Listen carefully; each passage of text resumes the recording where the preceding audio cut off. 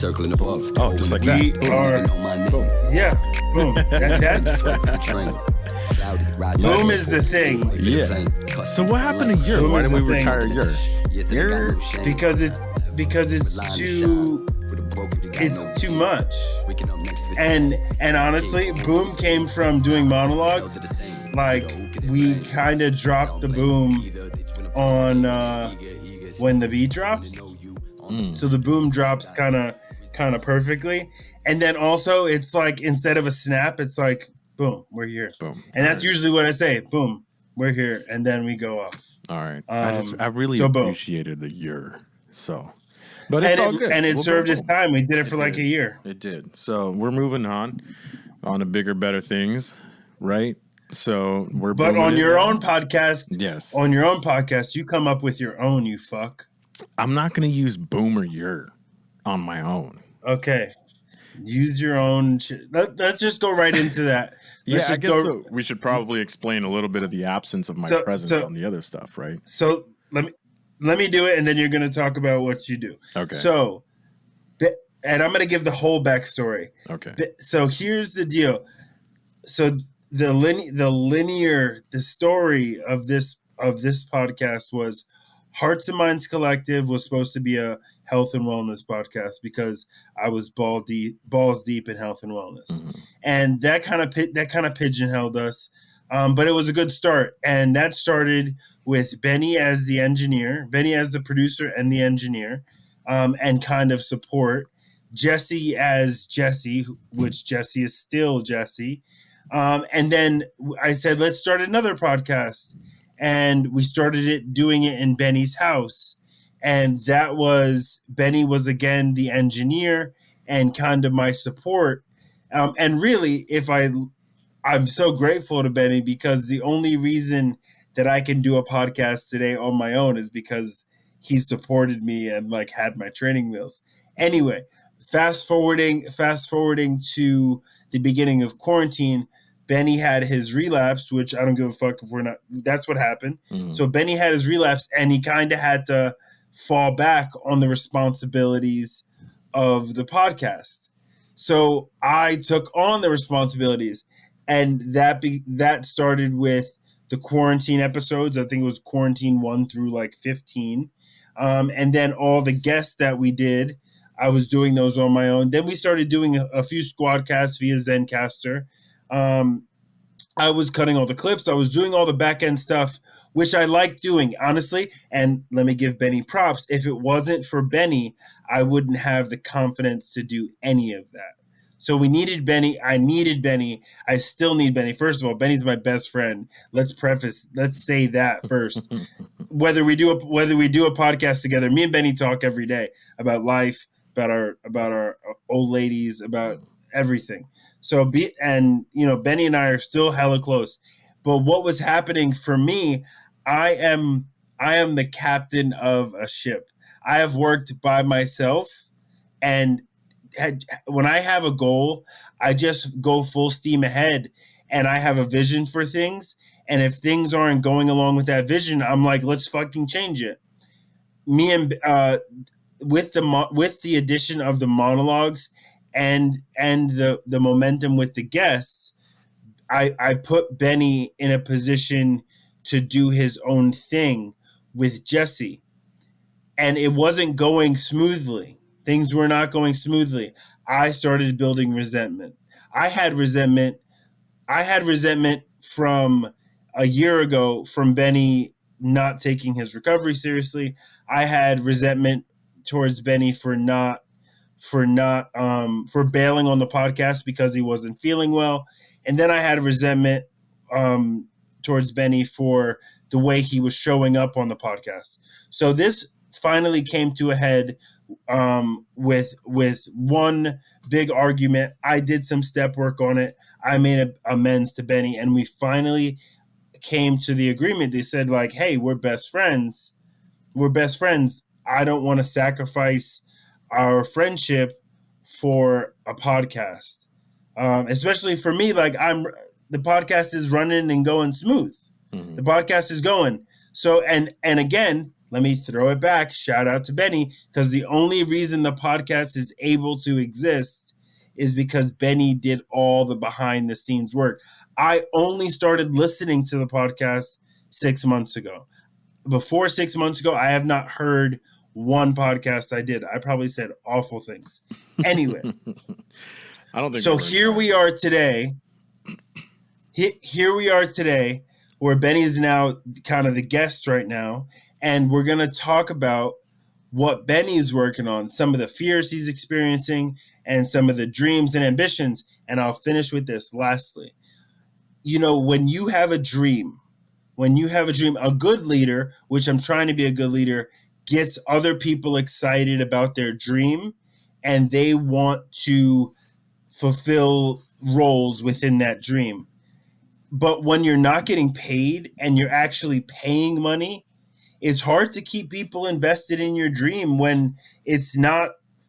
You know, if I was making $1 million and Benny was getting paid $400,000, you know, then it's easy to be like, okay, I'm being compensated.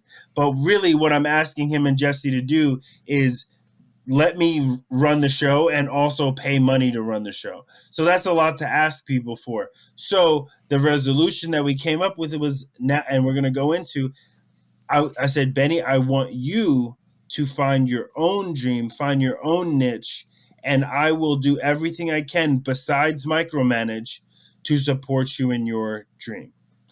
Boom. So now, Benny, tell people what you're working on. So I guess just to preface a little bit of how this was born, which you did also. So with that year that you were frustrated with me with because of my recovery, because honestly, I really wasn't working a program. I was just kind of doing this shit out on my own. And I thought it was just a big ego thing, right? I was just not willing to surrender like my life to a full life of recovery, which now like I know exactly what that means. and so the amount of work that I've done now is sort of a catalyst to what has come to here. Cause like we get this opportunity to discover ourselves, right? We get this wonderful opportunity to kind of grow into the people that we want to become. We're not necessarily slaves to all of our past and held down by all of that. We get to like move on to another chapter and move into something that we want to become. So as we're doing all these other squad casts and stuff, like here in the studio and doing with current events, doing all these things, it just, with the person that I was becoming, I don't think it really aligned with myself because I don't think I have the bandwidth to continue to have conversations about Trump, politics, any other current events. Like it's really difficult. It takes a lot out of you. It's like you have to wake up and be ready to go to war every day. And I don't have that within myself.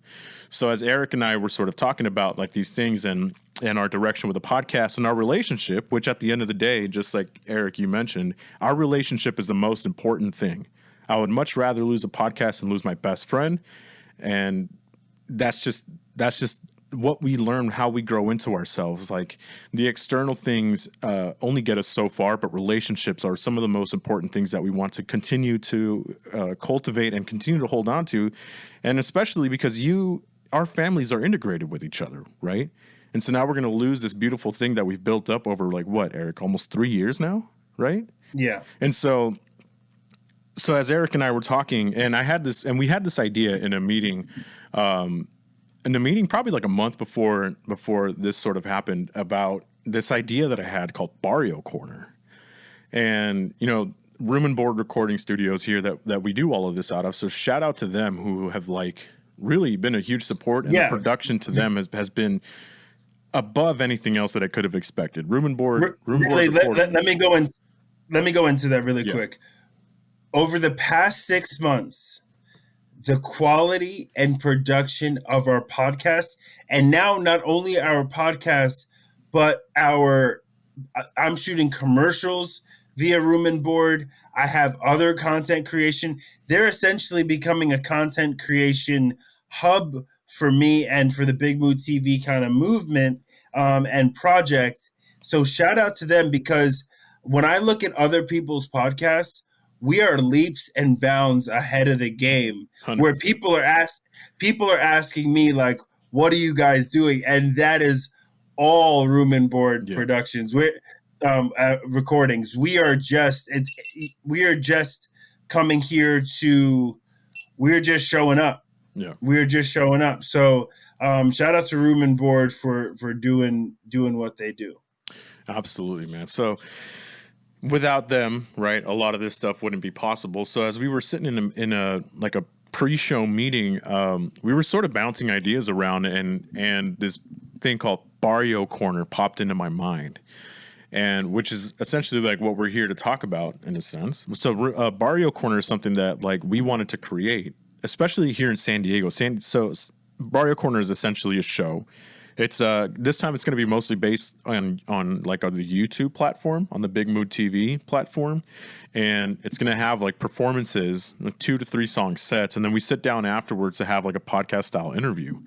And you know, we have our first one dropping here in about 2 weeks. We're going to drop it with Jericho Black and K Sounds. That duo makes up Sounds Familiar. We have a few other really cool people scheduled out, ready to come in. And so that's where this thing was born. Eric, like, once we made the decision, like, we're going to put our relationship in as a priority, then Eric came and said to me, he's like, hey, okay, so we moved on from this, but I don't want you to let go of that thing that you had, because that not only was that an awesome idea, like that is something that I would absolutely love to do, because I can only talk about current events for so long, but I could talk about music the rest of my life. Music has been involved in my life since I was, I don't know, man, 8 years old, right? I remember hearing Santana's Europa, and that song, the moment I heard that song, changed the course of my entire life. Because without that, I wouldn't have picked up a guitar. Without that, I wouldn't have gone so deep into music. I wouldn't have collected all the stuff that I've collected. You know, I got a, you know, those like radio tape deck recorders where you can make mixtapes and stuff. I was doing that in 3rd grade. Right, I would sit next to the radio and then hit record. You know, Shaggy, It Wasn't Me came on, and I remember hitting record, like super excited. And then if the DJ talked over the outro, I'd be super pissed, like, you know, those things. So music has been such a giant part of my life. In fact, it's probably been the biggest part of my life. And so I wanted to create something here in San Diego that would feature music, right? San Diego artists, San Diego, and we're gonna like sort of expand this thing into plenty of other things. Aside from just music, you know, we have like poets that we have in mind that we want to bring on. You know, we have writers, you know, a variety of things that feature San Diego's artwork. So right now we're starting with music, you know, and it's something I'm super excited about. And, you know, it's and just like you're kind of saying with the no's, with the fears, like there's a lot of fear coming into this, dude. I'm not going to lie. 'Cause like you're doing this on your own.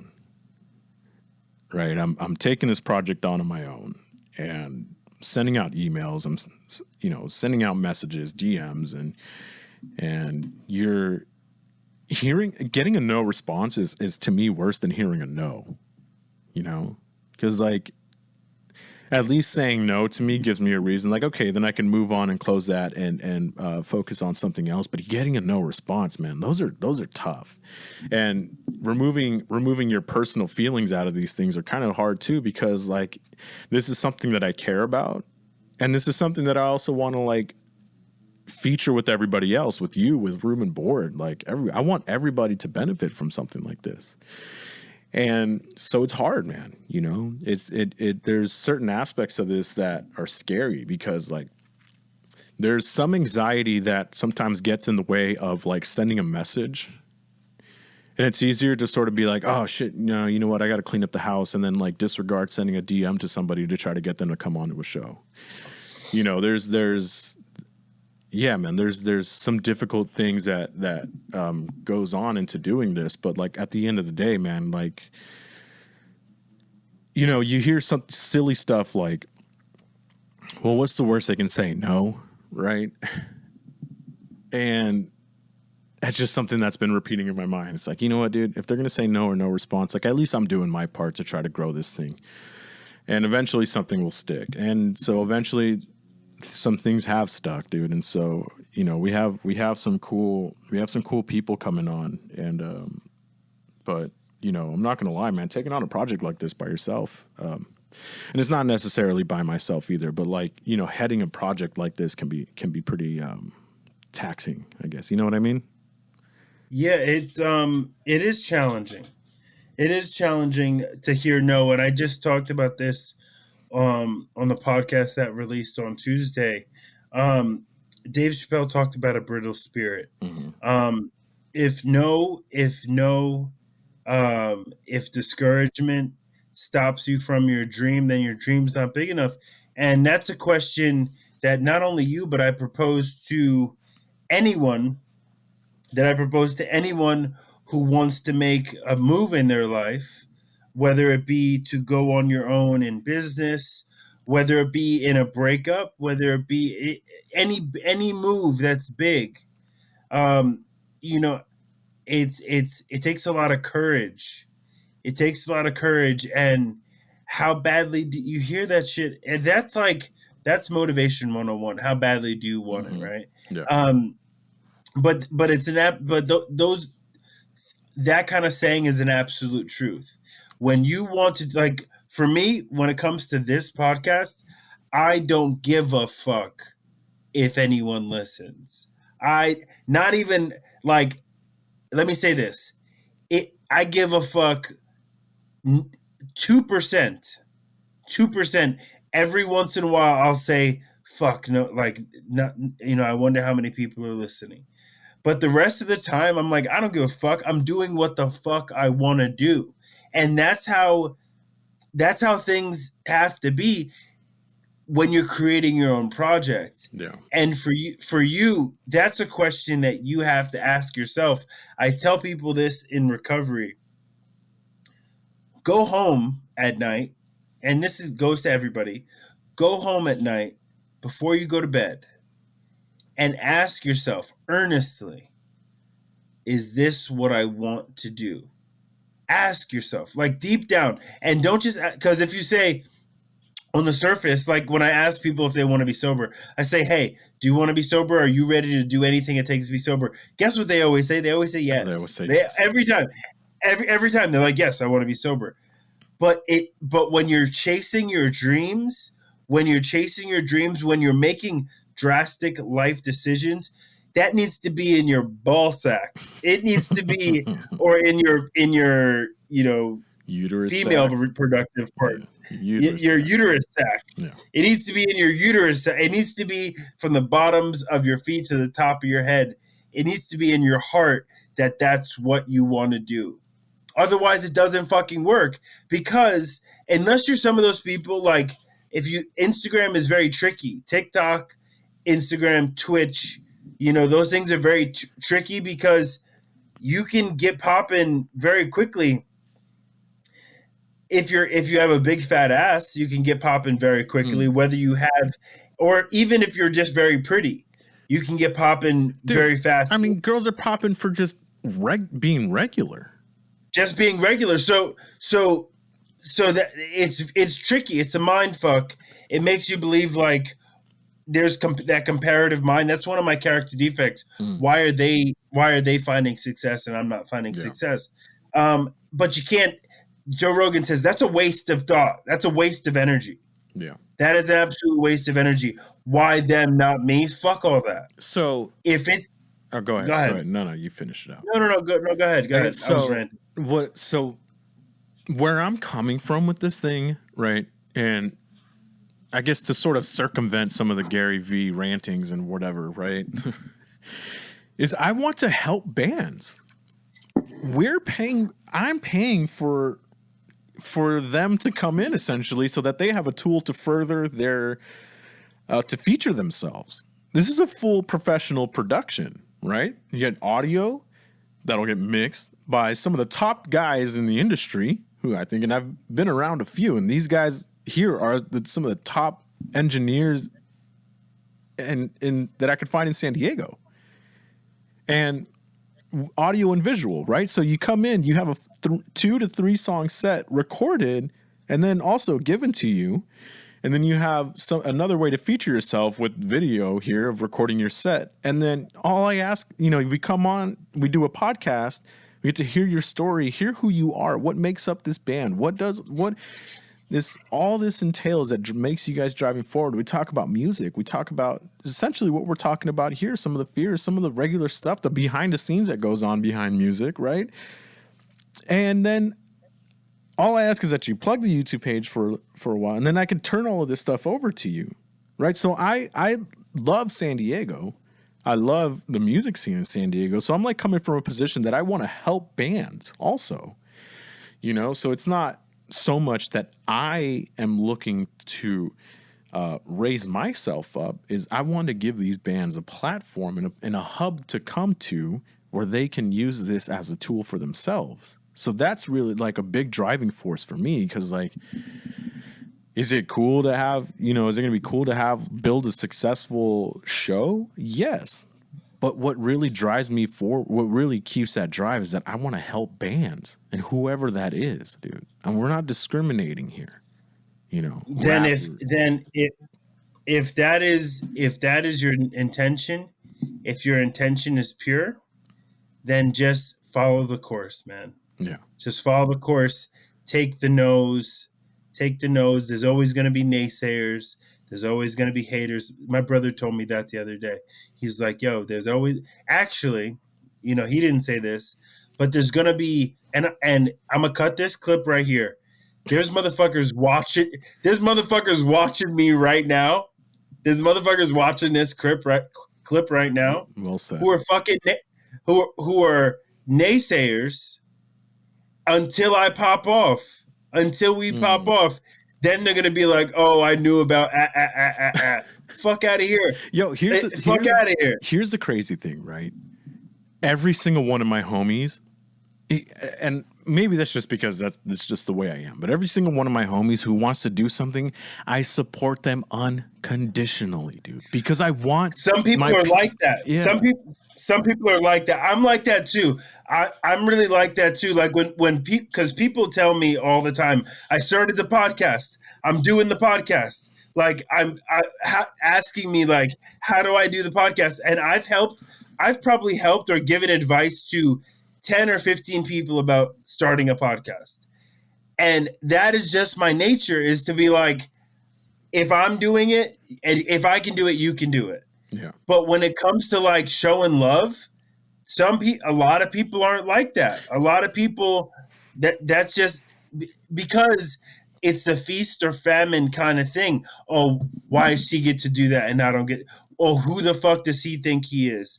Oh, why does he think that what he thinks matters? Oh, why can't he get success? Why can't I get it like him? Why can't that? And you know what? Those motherfuckers are wasting their energy. They're wasting their time. They're wasting their time. I find it really interesting, right? You would expect, so starting this, like we started this just when we started it, right? We didn't know much. Everything we figured out on the go. Everything I did as far like, getting this thing going, all the back end stuff. This is all stuff I had like researched on my own and figured it out. One thing I wasn't expecting was this like lack of support from friends. Like that was such a tough pill to swallow, that the people who support you. Yeah, but the people who support you are the last people. Isn't that kind of crazy, dude? Like the people who support you are random people that end up following you, but your homies are the last ones to jump on the train. The people who know you are the last people, because a lot of times, and you know what, man, I'm very selective about who I call my friends, for real, because I have 5 people in my life who I'm gonna know till I'm an old man. And I'm very lucky to have those people. But there's a lot of people who know you, who follow you on social, even people in your family. I've asked my mom, have you listened to the podcast? My mom doesn't even listen to the podcast. She shouldn't. She shouldn't. Definitely don't listen, Mom. But like the people close to you, they don't believe, especially in the spaces that we're in the space that I'm in a very new, this is a fairly new industry, even though Joe Rogan's been podcasting for 10 years. this is a fairly new industry, lucrative new industry. And it's not a stereotype, it's not a typical career path. So, but there's a lot of people who just, the people closest to you are not going to listen. But do you know what? Do you know what I get?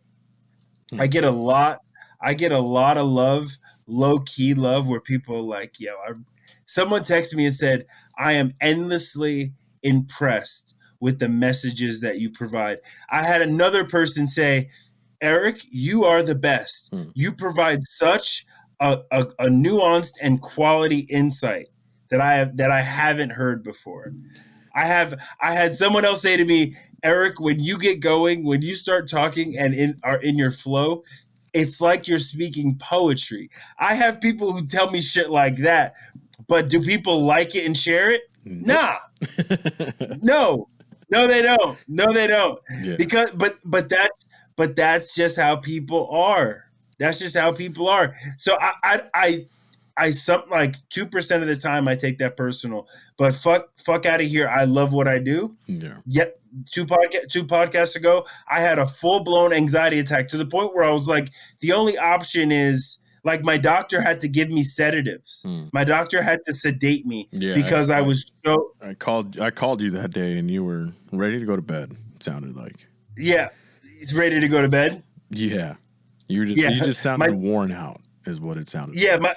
My doctor sedated me because I was so crippled with anxiety, and I still did the podcast anyway. And at the end of the podcast, I had zero anxiety. It picked up after, but I love what the fuck I do. So I want to call it back to a little bit of like those comments that you're getting from people, because like I don't want people to think that like you're sort of jacking yourself off and like trying to come on your face. Like what those are. Not even a little bit. I know. So what those are, like, so people understand, is like those are little snippets of like, thank you, I can keep going.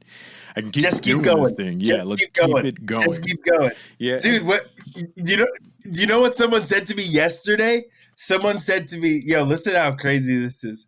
Someone said to me, I was listening to a Ram Dass podcast earlier in the morning, just working through some stuff. I just needed some inspiration, and then I turned on your podcast in the evening. And it just affirmed what I was thinking all day. This motherfucker put me in the same sentence as Ram Dass. Yo. Yeah, you're basically Ram Dass, homie. I'm basically Black Ram Dass. But you know what else someone did? Someone else called me a thought leader. Oh shit! I'm about to flip this motherfucking table. Damn, dude. So we got a Black Mount Rushmore, dude. We got Malcolm X, Martin Luther King. We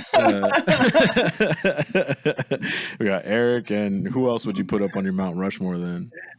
Obama got to go up. Obama? All right, let's put Obama. So those four, next Mount Rush. We're going to replace the current Mount Rushmore with those four right there. So there you go. I'm going up. Son. Yeah, so it's interesting, man. It's interesting that people love it, and it's funny that like I don't know. Maybe it's just that people want to take snippets of stuff and don't want to commit to like a thing. Because like I'll get a lot more traction on Instagram with like putting stuff up on my stories or whatever. And first of all, I hate this fucking social media game, dude. It's so whack. I hate the game. But do you know what I'm realizing? More people learn about the podcast. Not even learn. Essentially, listen to the podcast via Instagram than they do downloads. Yeah. Not more people, but people are like. People will be like, oh, I heard you talk about X, Y, and Z in the story. Some people download. There's like a good amount of people who download, but a lot of people will just be like, yo, what you said in the story is fire. What you blah, blah, blah, blah, blah. So the Instagram game is weird, man. Like all of it is weird. And when I get into my restless, irritable discontentment, I don't know if discontentment is a word, and I've said it a lot. But when I get in that space, I start getting frustrated with Instagram because it's a game. It's a game. It's a game that I'm not particularly good at playing. Yeah, it's hard, right? Because like I've said it a bunch of times. It's like we're doing this thing for a virtual world, right?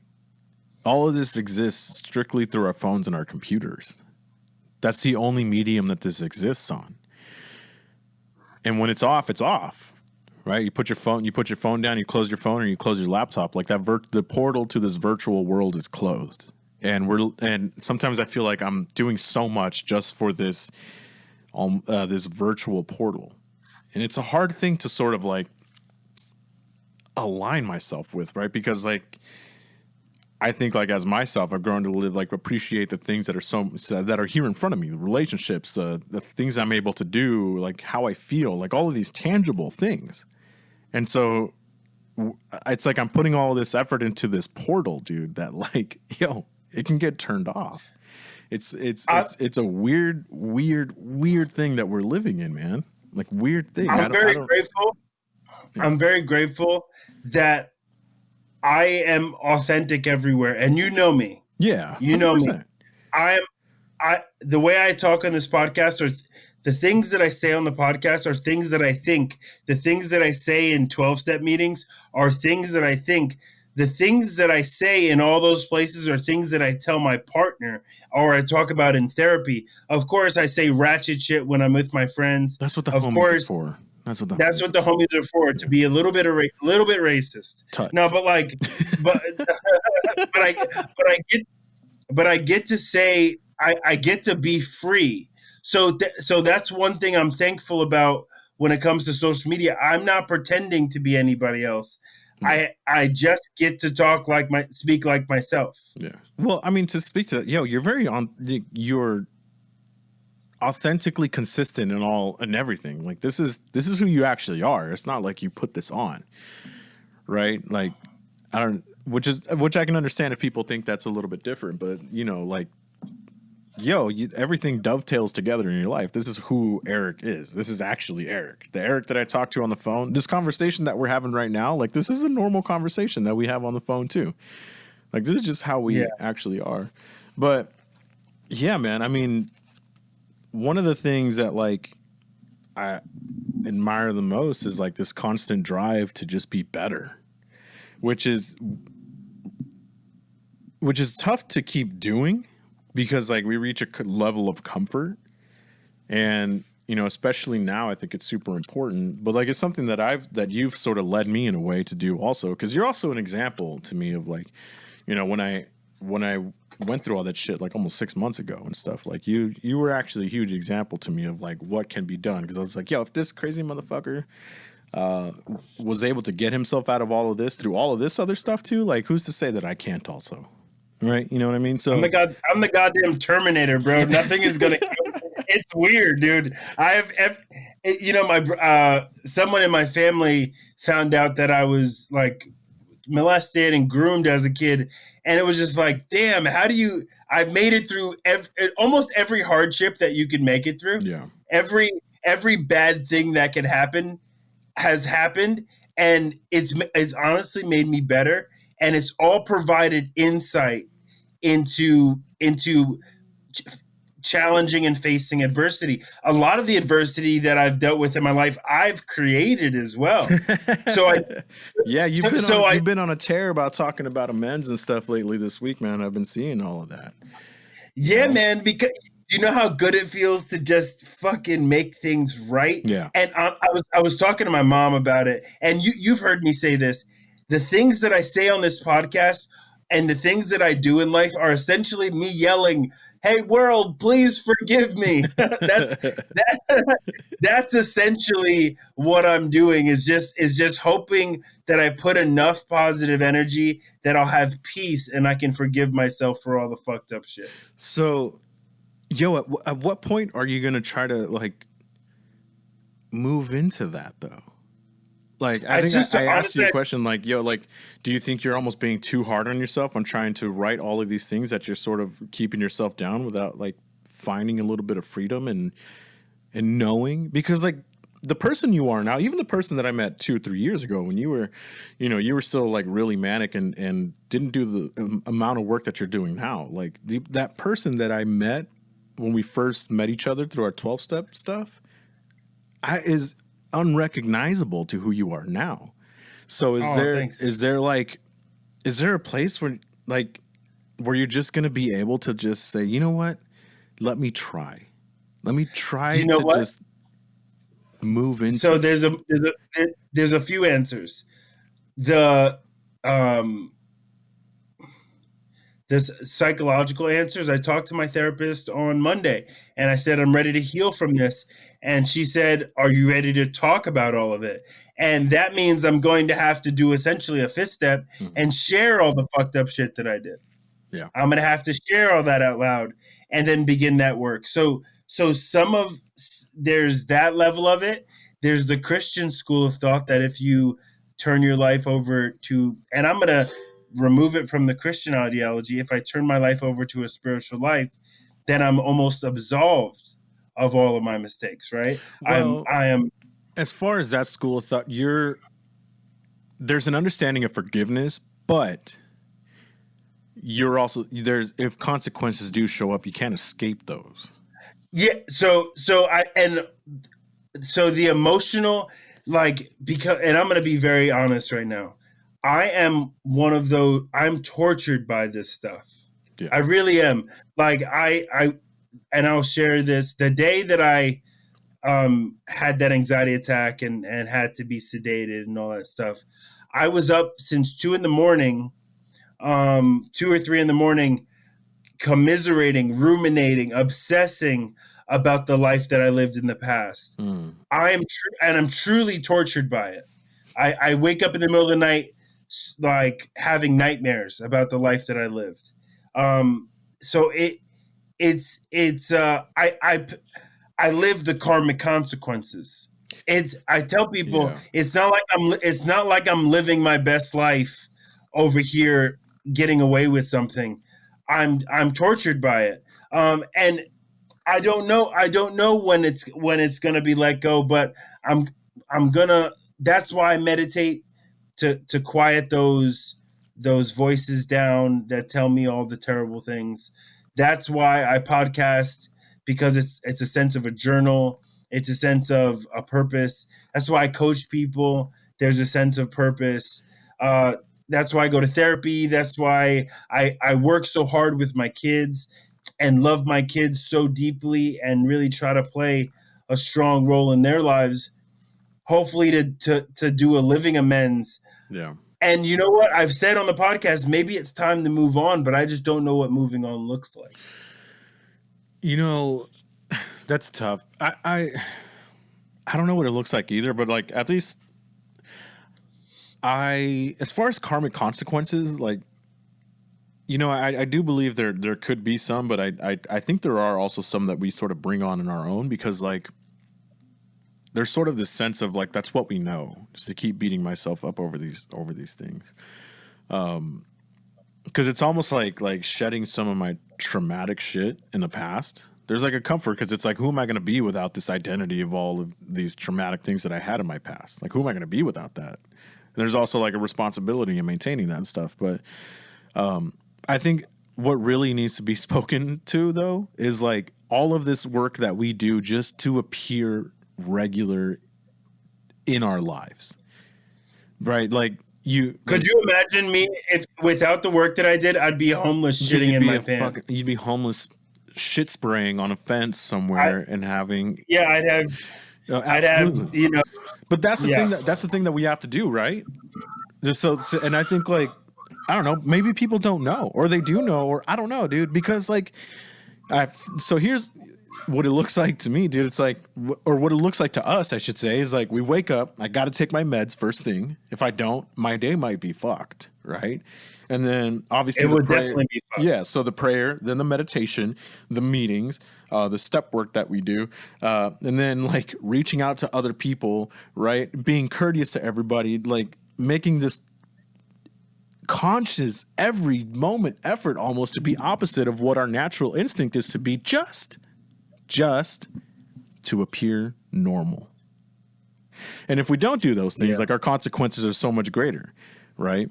I was telling my psychiatrist, to be honest with you, it's a bit exhausting. Oh, it's 100% exhausting. I got to go pick up my meds today, and I don't want to drive to Point Loma. A big reason I was having the experience of, and I'm being way too honest today, but Dude, it's fine. send The it. big reason I was having the issue that I had on Sunday and Monday was because I forgot to pick up a life altering medication, and I had a few spare one. I was taking like half doses, and then by Sunday I didn't take the dose, and by Monday I was in full withdrawal.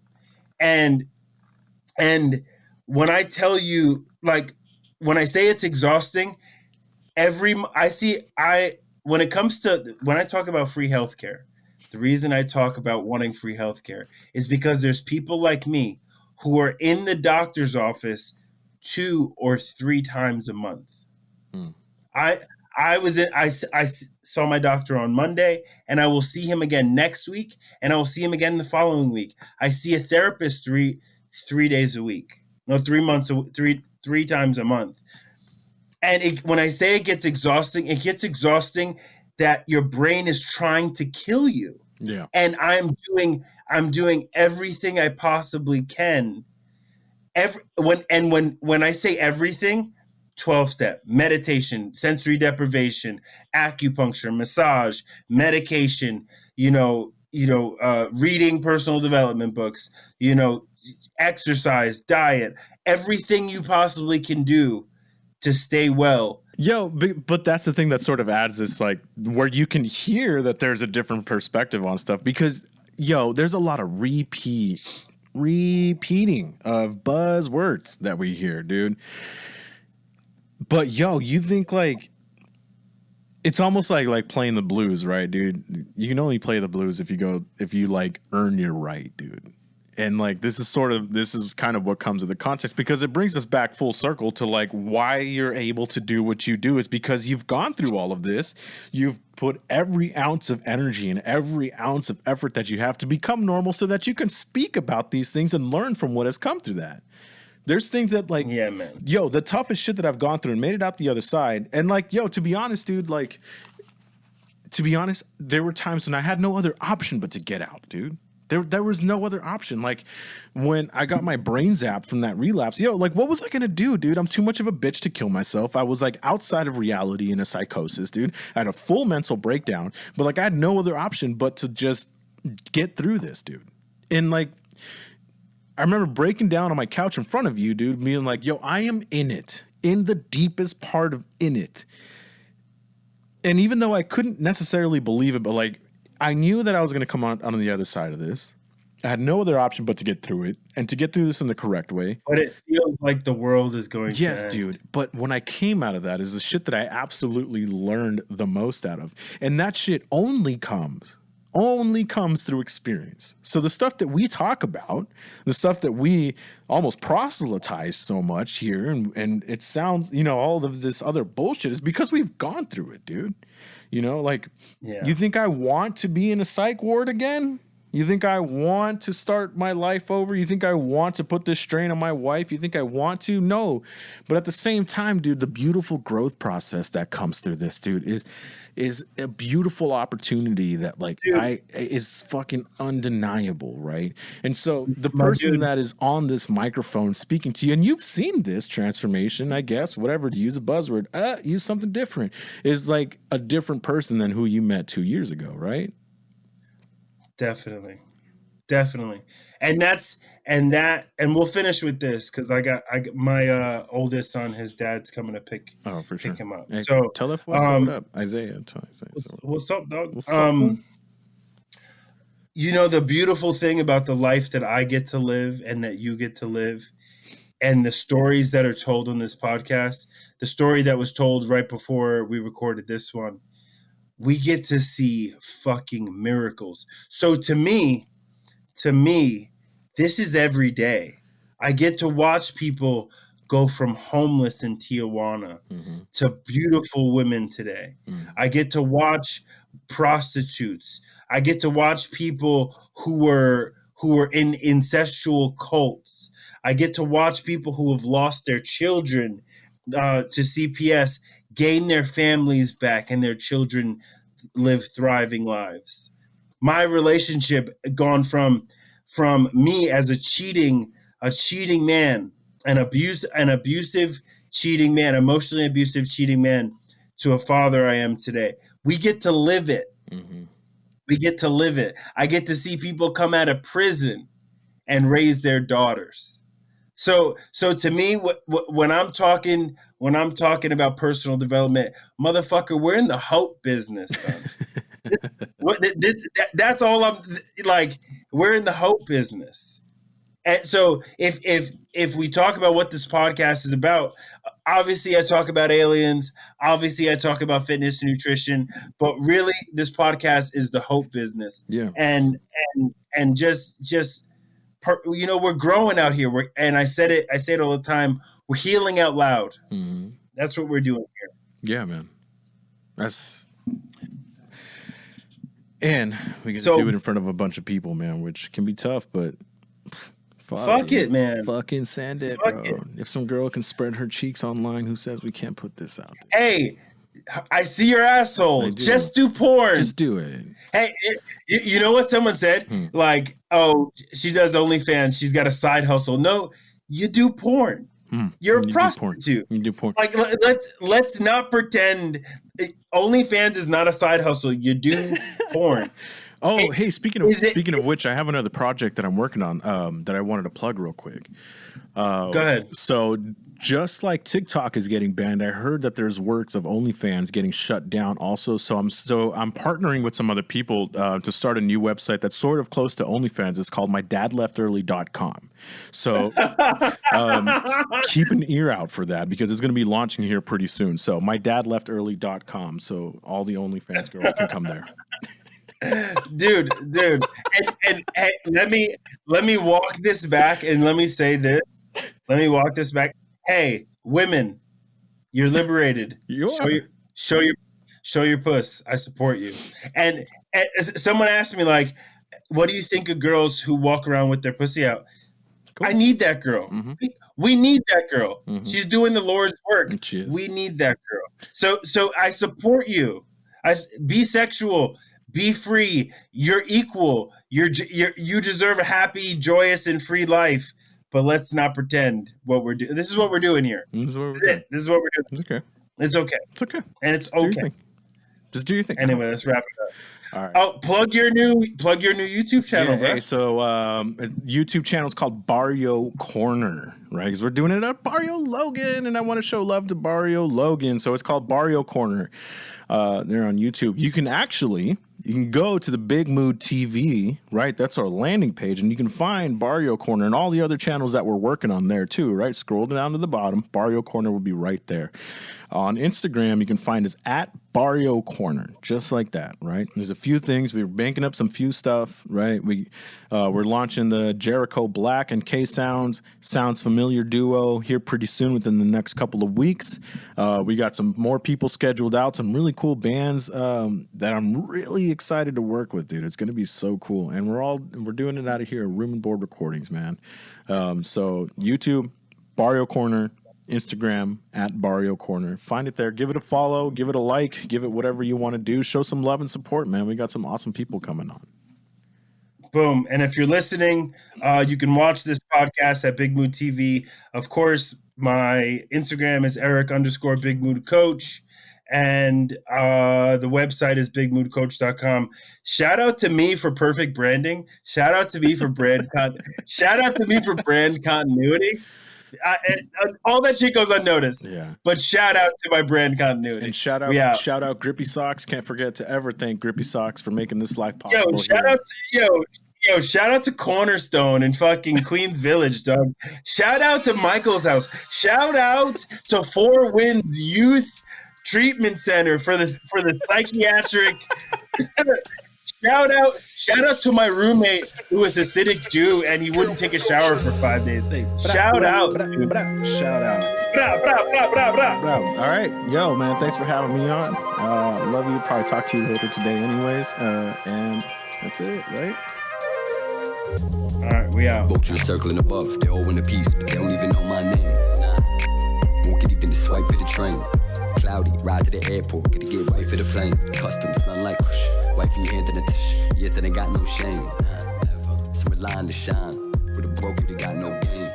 Waking up next to a scat. Can't go home to a thing. Nah, tell them sell to the same. Really though, who can they blame? I don't blame them either. They just wanna play the game and they're eager still. I don't wanna know you. I'm busy, you don't even know thyself.